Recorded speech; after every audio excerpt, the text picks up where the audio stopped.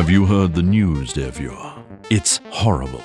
They just caught the killer clown of Charlotte and found the bones of 47 people buried under his bungalow. And it seems he didn't just strangle his victims, as the early cases suggested. He had moved on to feasting on their bodies. It won't be long before someone sets up an online repository of the information on the killer clown's victims, 911 calls, crime scene photos, and the original FBI profile. Well, that's going to be a few hours of browsing, but maybe you want to watch a few dozen interviews with former friends and family members first. If you're amazed by people's Netflix-fueled obsession with murderers, consider the centuries-old case of William Corder. After he murdered his lover Maria Martin in 1827, the subsequent trial captivated the British press so thoroughly that people bought and sold pieces of Corder's body after he was executed. And you thought Craigslist was weird.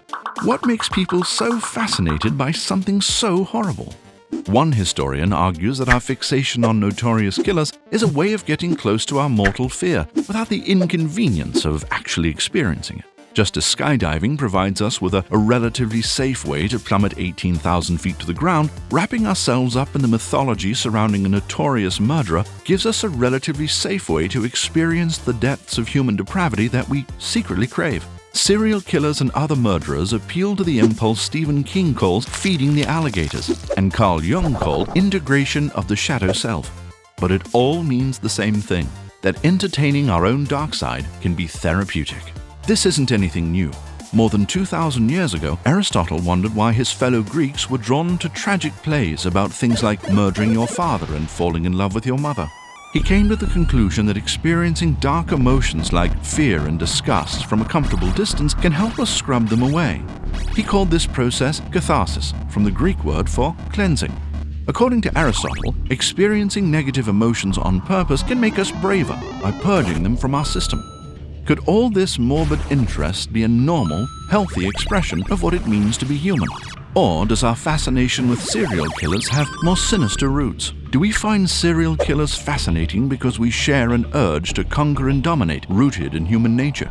German philosopher Theodor Adorno argued that the fear of the unknown inherent in all of us drives the dark impulse of domination. Medieval maps imagined dragons lurking outside the lines because the things we don't understand terrify us even more than the things we do. The unknown makes us anxious about what could be out there, dragons or otherwise. This fear drives us to dominate nature. Its unpredictability is far too worrisome. When we're done with nature, we begin dominating each other. By dominating everything around us, we conquer it, domesticate it, and make it safe for us. Putting a notorious killer's jawbone on display in our living room, like a hunter who mounts a bear head on the wall, shows that we've conquered the terrifying indifference of nature. As political historian Carsten Fisher has pointed out, the typical trajectory of a serial killer's life seems to mirror Western culture's trajectory towards domination, much like Adorno described. For instance, Western civilization used its talents for domesticating animals to later enslave their fellow humans.